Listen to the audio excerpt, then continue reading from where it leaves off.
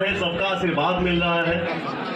केशव जी के माता पिता का आशीर्वाद मुझे दिल से मिल रहा है कि हाँ, मैंने मगही भाषा में गाना गाया और मुझे सबका प्यार और आशीर्वाद मिल रहा है। मेरे लिए ये सौभाग्य की बात है। मार्केट में हर टाइप के गाना आई आप सबके बीच में, इतना प्यार मिल रहा बा।